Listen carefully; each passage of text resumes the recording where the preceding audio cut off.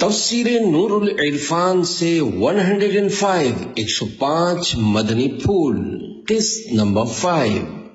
الحمدللہ رب العالمین والصلاة والسلام علی خاتم النبیین، اما بعد فاعوذ باللہ من الشیطان الرجیم، بسم اللہ الرحمن الرحیم۔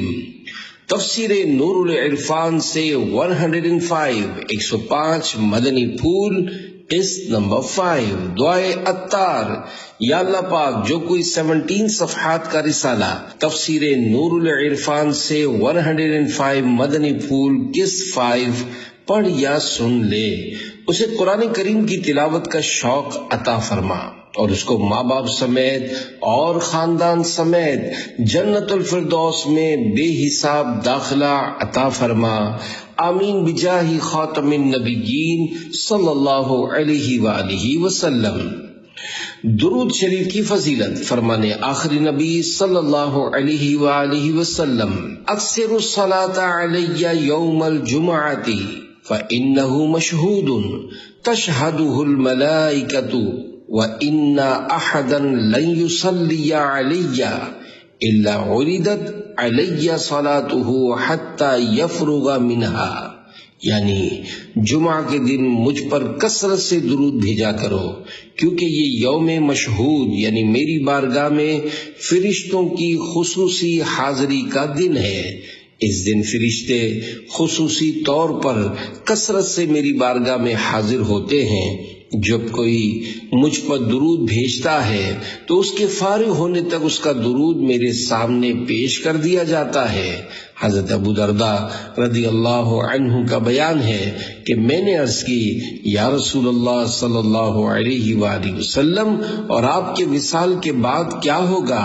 ارشاد فرمایا، ہاں، میری ظاہری وفات کے بعد بھی میرے سامنے اسی طرح پیش کیا جائے گا۔ ان اللہ حرم علی الارض ان تأکل اجساد الانبیاء، یعنی اللہ پاک نے زمین کے لیے انبیاء کرام علیہم السلام کے جسموں کا کھانا حرام کر دیا ہے۔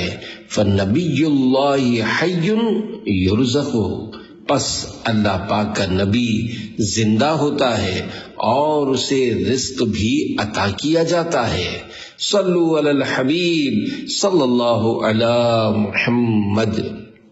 سورۃ الشعراء سے حاصل ہونے والی 14 خوبصورت باتیں۔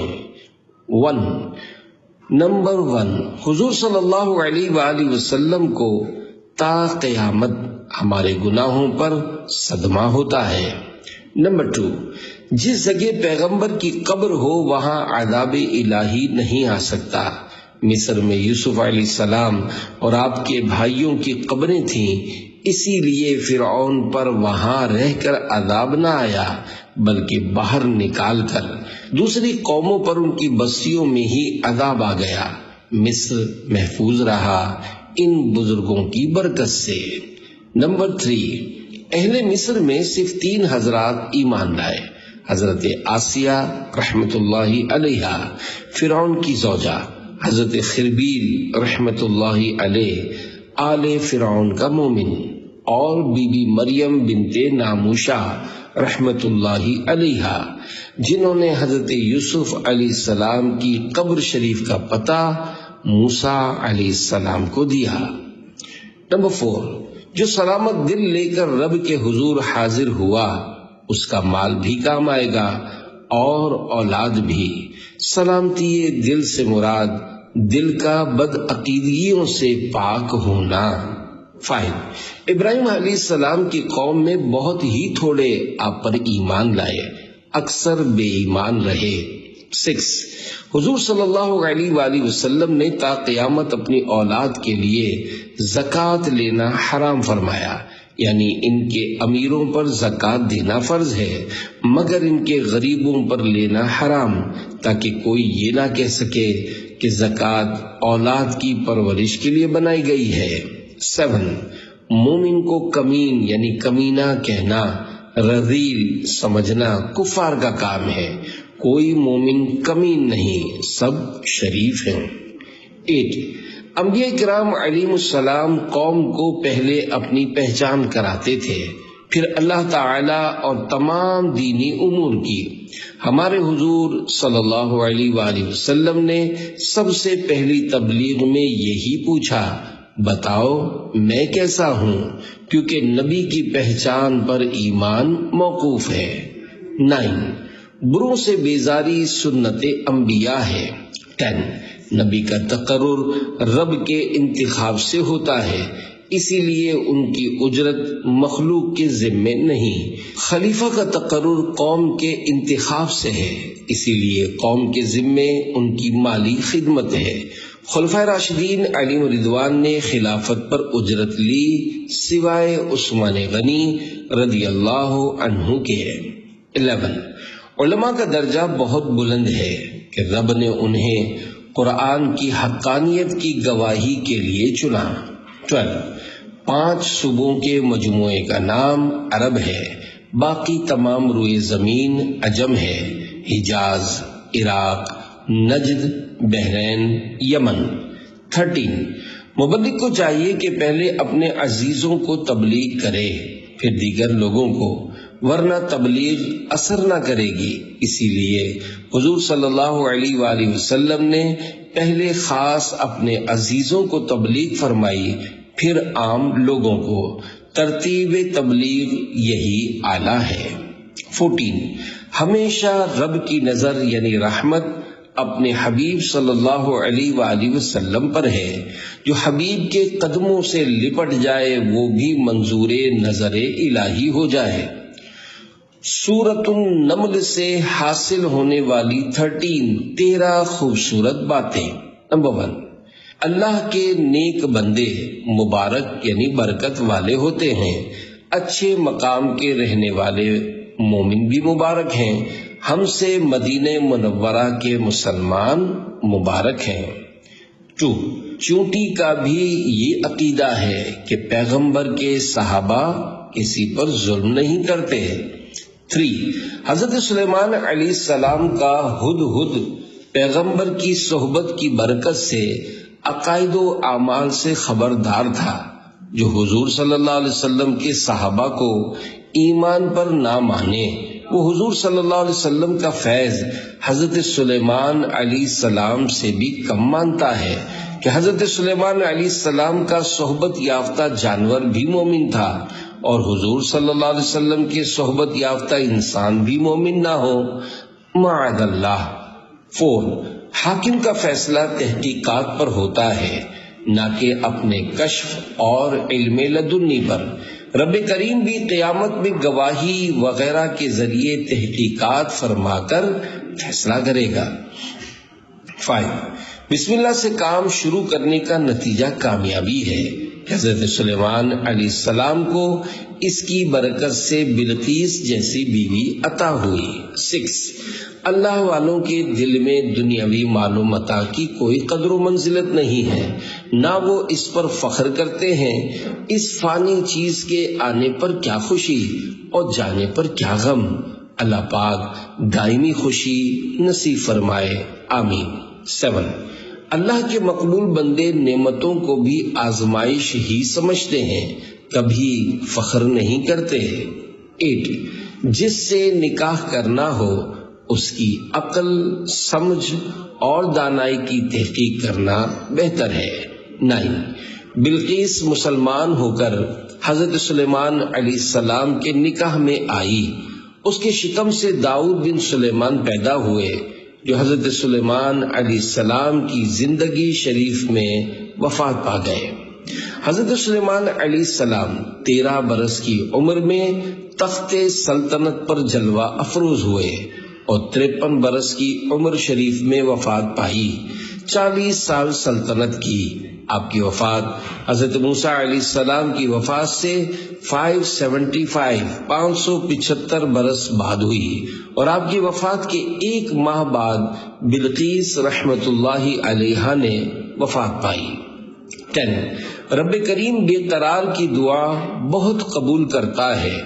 دعا کی قبولیت کی شرائط میں سے بے قراری بھی ایک شرط ہے، اسی لیے حکم ہے کہ بے قراروں سے اپنے لیے دعا کراؤ۔ مسافروں، بیماروں، مظلوموں، مقروضوں کی دعا قبولیت کے قریب ہوتی ہے۔ 11 جو قیامت یا موت کی تیاری نہ کرے وہ قیامت سے اندھا ہے۔ 12 رات کو آرام کرنا بھی عبادت ہے اگر نیت خیر سے ہو۔ 13 ہر حقدار کا حق ادا کرنا چاہیے۔ عبادت و ریاضت روح کا حق ہے، آرام نفس کا حق ہے، دونوں حق ادا کرنے کا حکم ہے، مگر جیسے دن میں کچھ آرام کیا جاتا ہے ایسے ہی رات میں کچھ عبادت کرنی چاہیے۔ سورۃ القصص سے حاصل ہونے والی 26 خوبصورت باتیں۔ نمبر 1 فرعون نے بنی اسرائیل کے 90,000 بچے بے قصور ذبح کر دیے۔ 12 فرعون کی بیوی کا نام شریف حضرت آسیہ بنت مزاحم بن عبید بن ریان بن ولید ہے۔ یہ ریان بن ولید وہی ہے جو یوسف علیہ السلام کے زمانے میں بادشاہ مصر تھا۔ 5 پیغمبر کے معجزے کبھی بچپن شریف میں بھی ظاہر ہوتے ہیں۔ موسیٰ علیہ السلام کا اپنی ماں کے سوا کسی دائی کا دودھ نہ پینا آپ کا معجزہ ہوا، اسے ارحاس کہا جاتا ہے، جیسے عیسیٰ علیہ السلام کا بچپن میں کلام فرمانا۔ 4 نیک اعمال کی برکت سے اللہ پاک کی طرف سے علم کامل ملتا ہے اور عالم کے عمل میں برکت ہوتی ہے۔ علماء کو چاہیے کہ اعمال صالحہ کیا کریں۔ 5 اللہ پاک پیغمبروں کو روحانی طاقت کے ساتھ جسمانی طاقت بھی کامل عطا فرماتا ہے، ان کی قوت فرشتوں سے بھی زیادہ ہوتی ہے۔ 6 خطرناک جگہ سے نکل جانا اور جان بچانے کی تدبیر کرنا سنت انبیاء ہے۔ 7 اگر عورت ضرورتاً باہر جائے تو مردوں سے علیحدہ رہے، بھیڑ میں داخل نہ ہو۔ 8 اگرچہ سنت یہ ہے کہ پیغام نکاح لڑکے کی طرف سے ہو، لیکن یہ بھی جائز ہے کہ لڑکی والوں کی طرف سے ہو۔ 9 طاقت لسانی یعنی اسپیکنگ پاور اللہ کی بڑی نعمت ہے، اگر تقوی کے ساتھ ہو، بغیر تقوی عذاب ہے۔ 10 نگاہ مصطفیٰ صلی اللہ علیہ وآلہ وسلم کے کمالات۔ 13 نبی کی نگاہ گزشتہ، آئندہ، موجودہ، معدوم سب کو دیکھ لیتی ہے۔ حضور صلی اللہ علیہ وسلم نے معراج کی رات ان لوگوں کو دوزخ میں عذاب پاتے دیکھا جو حضور صلی اللہ علیہ وآلہ وسلم کی وفات کے 100 سال بعد پیدا ہوں گے اور بعد قیامت عذاب پائیں گے۔ حضرت جبریل علیہ السلام عرض کرتے تھے کہ یہ آپ کی امت کے سود خوار یعنی سود کھانے والے ہیں۔ 14 دنیا میں کسی کا برا چرچا اللہ کی لعنت ہے اور اچھا چرچا اللہ کی رحمت ہے، جیسا کہ انبیاء، اولیاء، صالحین کا ہو رہا ہے، اور شیطان کی بری شہرت اس کے لیے لعنت ہے، حتیٰ کہ کفار بھی شیطان کی بدنامی سے واقف ہیں، کیونکہ اگر انہیں کوئی شیطان کہہ دے تو اسے گالی سمجھتے ہیں۔ 15 گزشتہ انبیاء کے دین ان کے کچھ عرصے کے بعد مٹ جاتے تھے، یہ ہمارے حضور صلی اللہ علیہ وآلہ وسلم ہی کی شان ہے کہ اتنی دراز مدت گزرنے کے باوجود حضور صلی اللہ علیہ وآلہ وسلم کا دین قائم ہے، قرآن ویسے ہی موجود ہے۔ 16 حجاز عرب میں حضور صلی اللہ علیہ وآلہ وسلم سے پہلے کوئی نبی سوائے حضرت اسماعیل علیہ السلام کے نہ آیا۔ جس آسمان پر سورج ہوتا ہے وہاں کوئی تارا نہیں ہوتا۔ 17 مکہ معظمہ میں پیداوار کچھ نہیں مگر ہر طرف سے رزق کھینچ کر یہاں پہنچتا ہے۔ جب کعبے کے دامن میں رہنے کی برکت سے انہیں امن اور رزق مل رہا ہے تو اگر یہ کعبے والے محبوب صلی اللہ علیہ وآلہ وسلم کے دامن کرم سے وابستہ ہو جائیں تو اس سے بڑھ کر امن اور روزی پائیں گے۔ کعبہ حرم اجسام ہے، حضور صلی اللہ علیہ وسلم حرم ایمان ہیں جہاں ذات و صفات کے پھیلاتے ہیں۔ 18 بارگاہ الہی میں سب ہی پیش ہوں گے مگر مومن خود خوشی سے حاضر ہوں گے اور کفار جبرن حاضر کیے جائیں گے، جیسے پھانسی کے مجرم حاکم کے سامنے پیش کیے جاتے ہیں۔ 19 ایمانی تعلقات قیامت میں بھی قائم رہیں گے، نفسانی تعلقات ٹوٹ جائیں گے۔ 20 مومن کو اپنے دین قبر میں، حشر میں، ہر جگہ یاد رہے گا۔ وہ اپنے رب کو، اپنے نبی کو، بلکہ اپنے شیخ اور استاد کو بھی پہچانے گا۔ 21 نبوت نیابت الہیہ سے ہے جس کا انتخاب صرف رب فرماتا ہے، اور خلافت نیابت رسول ہے، اس کا انتخاب رسول فرمائے یا رسول کی امت کثرت رائے سے۔ اگر خلیفہ بھی رب کے انتخاب سے ہوا کرے تو نبی اور خلیفہ میں فرق نہ رہے گا۔ 22 حضور صلی اللہ علیہ وآلہ وسلم کی کسی چیز پر طعن کفر ہے، کیونکہ حضور صلی اللہ علیہ وآلہ وسلم کا ہر کام، ہر وصف رب کریم کے انتخاب سے ہے۔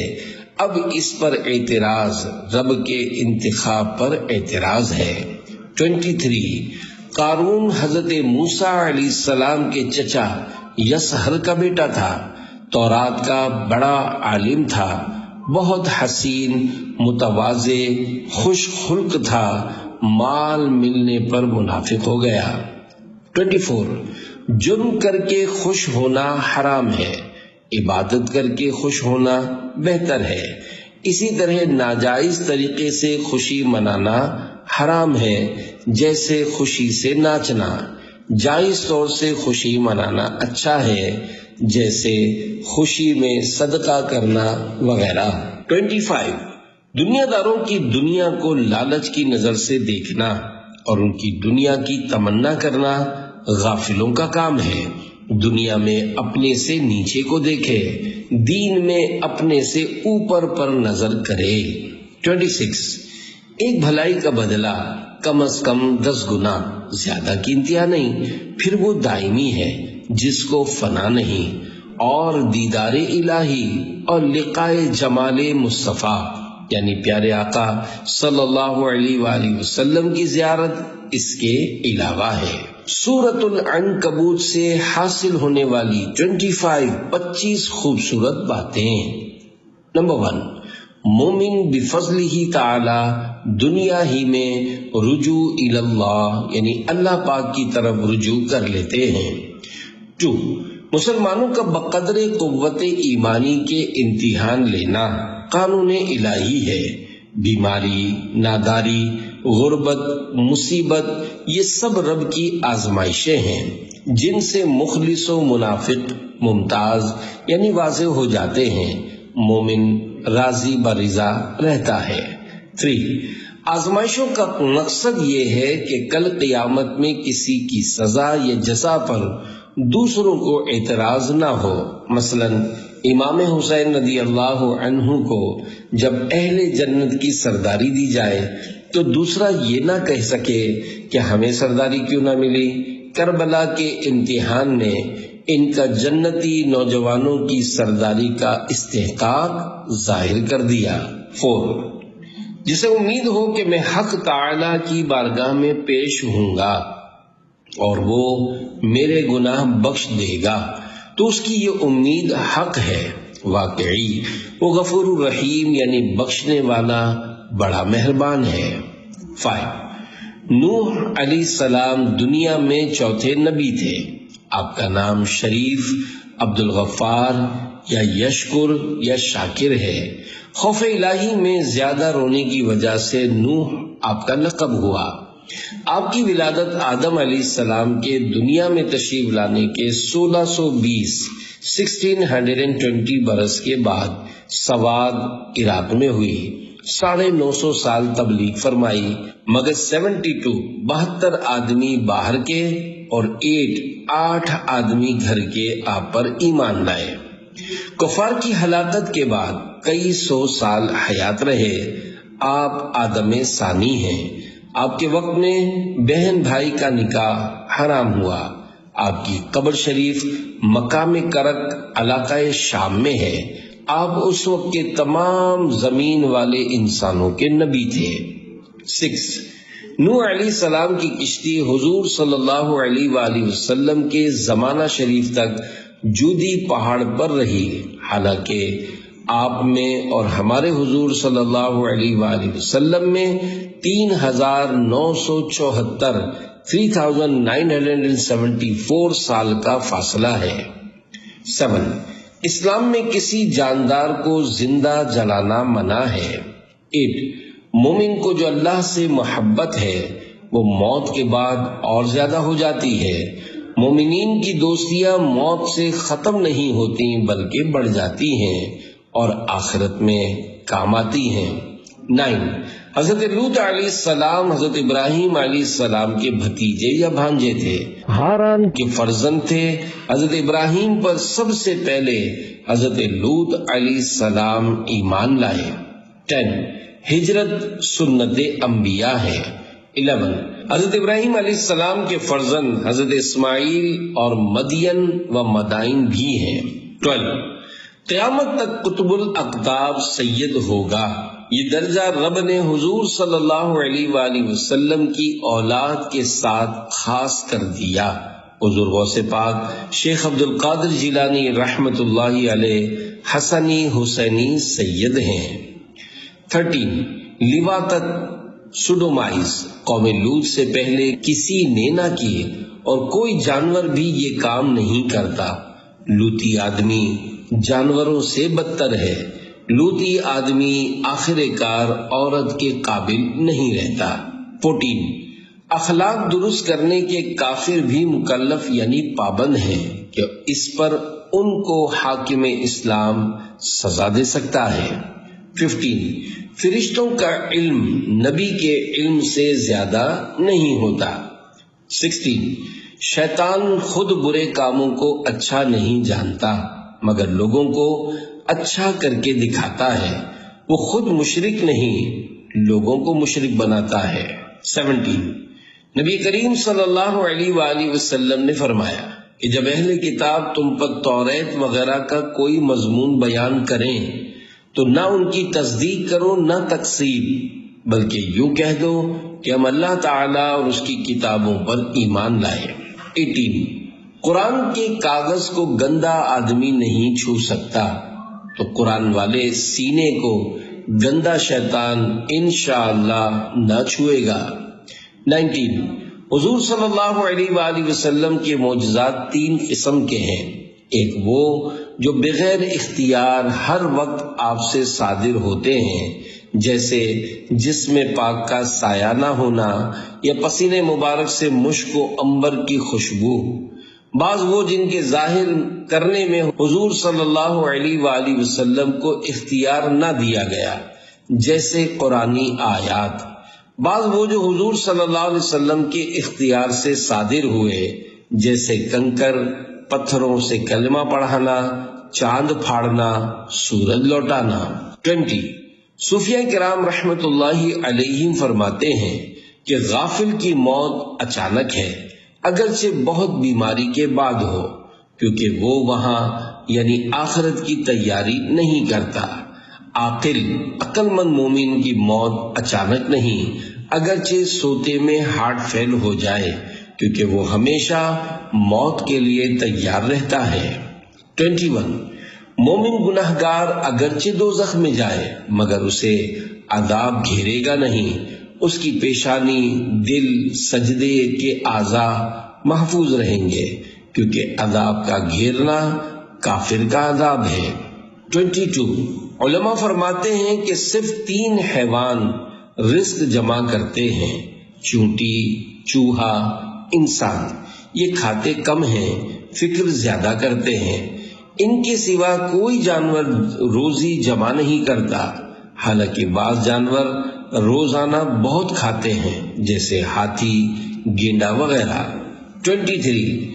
کافر کی امیری قہر ہے، مومن کی فقیری رحمت ہے۔ 24. لوگ 3 قسم کے ہیں. نمبر 1 مصیبت میں رب کی یاد کرنے والے. 2 بعض عیش میں. اور 3 بعض ہر حال میں. تیسری قسم کے لوگ عاقل یعنی عقل مند ہیں، پہلے دونوں غافل. کفار پہلی قسم کے غافل تھے کہ مصیبت میں رب کی یاد کرتے تھے، آرام میں کفر. 25 وہ مومن خوش نصیب ہے جسے مدینہ طیبہ میں قبر نصیب ہو جائے. سورۃ الروم سے حاصل ہونے والی 18 خوبصورت باتیں. نمبر 1 اگر ہم نے اپنی زندگی کا مقصد پورا کر دیا تو ہم زندہ ہیں، ورنہ مردوں سے بدتر. 2 مردودوں کی اجڑی بستیوں کو جا کر دیکھنا تاکہ خوف الہی پیدا ہو، اور محبوبوں کے آباد مقاموں کو جا کر دیکھنا تاکہ اس سے امید پیدا ہو. جائز ہے، اس کے لیے سفر مباح ہے. نمبر 3 کافر کا کھانا پینا چلنا پھرنا ظلم ہے کہ رب کی بغاوت کر کے اس کی چیزوں کو استعمال کرتا ہے. مومن کے یہ کام عبادت ہے کہ وہ رب تعالی کا مطیع ہے. 4 صوفیہ کرام رحمت اللہ علیہم فرماتے ہیں جو سنت کا تارک یعنی چھوڑنے والا ہوگا وہ ایک دن فرض کا تارک بھی ہو جائے گا، اور جو فرض چھوڑنے کا عادی ہوگا وہ آخر کار عقیدے بھی چھوڑ بیٹھے گا. چور پہلی دیوار توڑتا ہے، وہاں کامیاب ہو کر دوسری دیواروں میں نقب لگاتا ہے. لہذا دین کی پہلی دیوار سنت ہے، اس کی حفاظت کرو ورنہ باقی چیزوں کی خیر نہیں. 5 قیامت میں کیسی ہی شدت ہو مگر مومن کی آس نہ ٹوٹے گی، اسے نبی کی شفاعت رب کی رحمت سے امید ہوگی. 6 اللہ پاک جاندار سے بے جان نطفہ یا انڈا پیدا فرماتا ہے، اور مومن سے کافر، متقی سے فاسق، عاقل سے غافل کو پیدا کرتا ہے، اور نطفہ یا انڈے سے جاندار حیوان، کافر سے مومن، غافل سے عاقل، فاسق سے متقی بندے پیدا فرماتا ہے. کیسی شان والا ہے. 7 انسان کا نکاح جانور اور جن وغیرہ سے نہیں ہو سکتا کیونکہ بیوی اپنی جنس کی چاہیے. حور اگرچہ انسان یعنی آدم علیہ السلام کی اولاد میں نہیں، مگر جنت دوسری دنیا ہے، وہاں کے احکام جدا گانا ہیں. اسی لیے آدم علیہ السلام کی بیوی اس وقت یعنی دنیا میں تشریف لانے سے پہلے جنت میں صرف حوا تھی. 8 مرد روزی کمانے کے لیے ہے، عورت مرد کو آرام دینے کے لیے. 9 قدرتی طور پر خاوند و بیوی میں آپس میں محبت ہوتی ہے، اگرچہ پہلے اجنبی ہوں، بلکہ نکاح سے 2 خاندان اور کبھی 2 ملک مل جاتے ہیں، اسی لیے اسے نکاح یعنی ملانے والی چیز کہتے ہیں. مرد کو بیوی کے عزیزوں سے اور عورت کو خاوند کے عزیزوں سے محبت ہونا اللہ کی رحمت ہے، نا اتفاقیاں اللہ کا عذاب. 10 مخلوق کی ابتدا آہستگی سے 6 دن میں، مگر اعادہ یعنی دوبارہ پیدا کرنا اچانک ہوگا. 11 ہر بچہ اس توحید اور دین پر پیدا ہوتا ہے جس کا اس نے میثاق کے دن عہد کیا تھا. 12 بہت دفعہ مصیبت کے وقت کفار مکہ حضور صلی اللہ علیہ وآلہ وسلم کی خدمت میں حاضر ہو کر رب تعالی سے دعا کراتے تھے. فرعون بھی مصیبتوں میں موسیٰ علیہ السلام سے دعا کراتا تھا. 13 جس ہبہ یعنی تحفے میں محض رب کی رضا مقصود ہو وہ صدقہ ہے، اور جس میں بندے کی رضا مقصود ہو اور رب کی رضا کے لیے بندے کو راضی کرنا ہو وہ ہدیہ یا نذرانہ ہے. 14 خیرات وہ ہے جو فقیر کو فقیری کی بنا پر محض رب کو راضی کرنے کے لیے دی جائے. فقیر کو ہدیہ دینا صدقہ ہے، جیسے کہ امیر کو صدقہ دینا ہبہ یعنی تحفہ ہے. صدقہ جاریہ امیر و غریب سب استعمال کر سکتے ہیں، صدقہ واجبہ صرف فقیر کھائیں، صدقہ نفل فقیر ہی کے لیے موضوع مناسب ہے۔ 15 کفر اور گناہوں کی وجہ سے قحط سالی، بیماری، وبائی امراض، سیلاب، آگ لگنا، رزق میں بے برکتی ہوتی ہے، اور بارش نہ ہونے سے دریائی جانور اندھے ہو جاتے ہیں، سیپ میں موتی نہیں بنتے۔ غرض یہ کہ گناہوں سے خشکی اور دریائی مخلوق کو مصیبت آ جاتی ہے۔ آج کل جنگلوں میں خشکی اور سمندر سب جگہ ہی آفت ہوتی ہے۔ 16 انسان کی بدعملی سے کبھی جانوروں پر بھی مصیبت آ جاتی ہے، گندم کے ساتھ گھن بھی پس جاتے ہیں، جیسے کبھی جانوروں کی وجہ سے ہم پر بارش ہو جاتی ہے، کثرت زنا سے قتل و غارت ہوتی ہے، زکوٰۃ نہ دینے سے بارش رکتی ہے، کم تولنے سے حاکم ظالم مقرر ہوتے ہیں، سود خوری سے زلزلے وغیرہ آتے ہیں۔ 17 اللہ پاک ارشاد فرماتا ہے، ترجمہ کنز الایمان، اور ہمارے ذمہ کرم پر ہے مسلمانوں کی مدد فرمانا، پارہ 21 سورہ روم آیت 47۔ مومنوں کی مدد ہونے کی چند صورتیں ہیں: جہاد میں ان کو کفار پر غلبہ ملنا، مناظرے میں انہیں فتح نصیب ہونا، جب مومن مصیبت میں گرفتار ہوں تو رب کا انہیں اپنے پاس بلا لینا، دشمنوں کے ہاتھ میں نہ چھوڑنا۔ لہذا امام حسین رضی اللہ عنہ منصور و مظفر یعنی مدد دیے گئے کامیاب ہیں، یزید پلید خائب و خاسر یعنی ناکام و نامراد تھا۔ 18 انسان بڑھاپے میں جسمانی طور پر کمزور ہو جاتا ہے اور عقلی طور پر بھی کہ تمام اعضاء کمزور ہو جاتے ہیں۔ اچھا خاصا دنیاوی پڑھا لکھا آدمی بے وقوف ہو جاتا ہے۔ اس سے معلوم ہوتا ہے کہ ہم سب کسی اور کے قبضے میں ہیں۔ سورۃ اللقمان سے حاصل ہونے والی 9 خوبصورت باتیں۔ 1 تلاوت قرآن کا سننا فرض کفایہ ہے۔ جہاں لوگ قرآن شریف سننے سے مجبور ہوں، کاروبار میں مشغول ہوں، وہاں بلند آواز سے تلاوت نہ کرنی چاہیے۔ 2 تاریخ حضرت ابراہیم علیہ السلام کے والد ہیں، آپ کی عمر 1000 سال ہوئی اور داؤد علیہ السلام کی صحبت پائی۔ 3 حضرت لقمان کے بیٹے کا نام انعم یا اشکم ہے۔ 4 حضرت سفیان ابن عیینہ رحمۃ اللہ علیہ نے فرمایا کہ اللہ کے شکر کے لیے 5 گانا نماز پڑھو، ماں باپ کے شکریہ کے لیے نمازوں میں ان کے لیے دعائے مغفرت کرو۔ 5 اچھوں کسی شکل بنانا، ان کسی چال ڈھال اختیار کرنا اچھا ہے، اور بروں کی شکل اختیار کرنا، ان کے طریقے برتنا برا ہے۔ اس سے موجودہ مسلمانوں کو عبرت پکڑنی چاہیے کہ اپنی چال ڈھال متکبر عیسائیوں کی سی بناتے ہیں۔ متکبرین کی نقل بھی بری ہے، متواضعین کی نقل اچھی ہے۔ آج کل بالوں میں مانگ نکال کر ننگے سر ہاتھ یا پیر گھماتے ہوئے چلنا خاص کر متکبرین کی چال ہے۔ ہر مسلمان کو اس سے بچنا چاہیے۔ بلا وجہ تیز چلنا بھی اس میں داخل ہے کہ تکبر ہے۔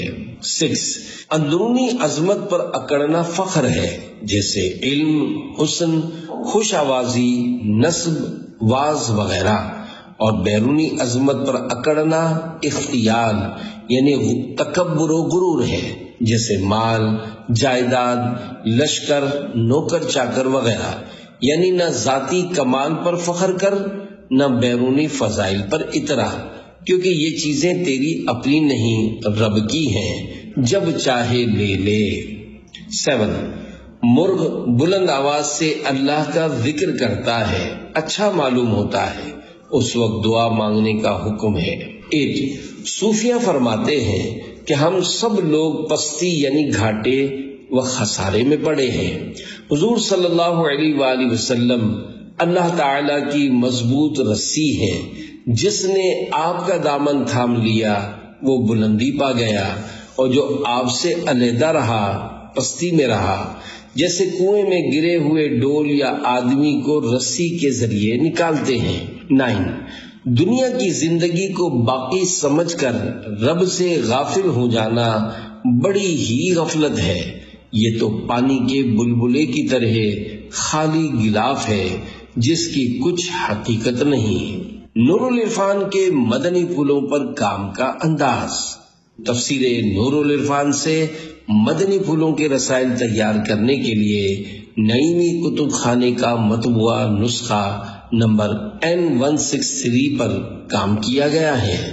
نبی کریم صلی اللہ علیہ وآلہ وسلم کے نام اور لقب شریف کے ساتھ درود پاک، انبیاء کرام علیہ السلام کے ساتھ سلام، صحابہ کرام رضی اللہ عنہم اور اولیاء کرام رحمت اللہ علیہم کے ذکر کے وقت ترضی و ترحیم یعنی رضی اللہ عنہ اور رحمت اللہ علیہ کا اضافہ کیا گیا ہے۔ ہر مدنی پھول کے بعد حوالہ دیا گیا ہے۔ مشکل الفاظ کے معنی بریکٹ میں پیش کیے گئے ہیں، اور بعض مقامات پر مشکل الفاظ کے تلفظ اور اعراب کا اضافہ کیا گیا ہے۔ ضرورتاً انگریزی الفاظ بھی شامل کیے گئے ہیں۔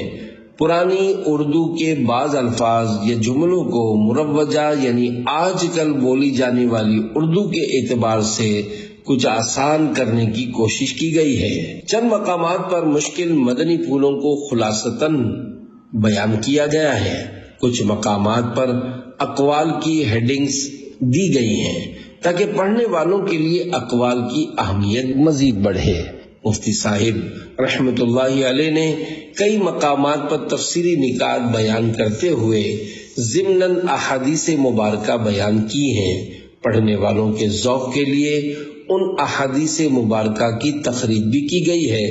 چند مواقع پر موضوع کی مناسبت سے پڑھنے والوں کو نیکیوں کی ترغیب دلانے وغیرہ کے افادات شعبہ ہفتہ وار رسالہ مطالعہ کی طرف سے شامل کیے گئے ہیں۔ صرف ایسے نکات مدنی پھولوں کو باقی رکھا گیا ہے جو جداگانہ طور پر ایک قول ہیں۔ ایسے اقوال جن کو سمجھنے کے لیے آیت مبارکہ کی ضرورت ہو، انہیں رسالے میں شامل نہ کرنے کی کوشش کی گئی ہے۔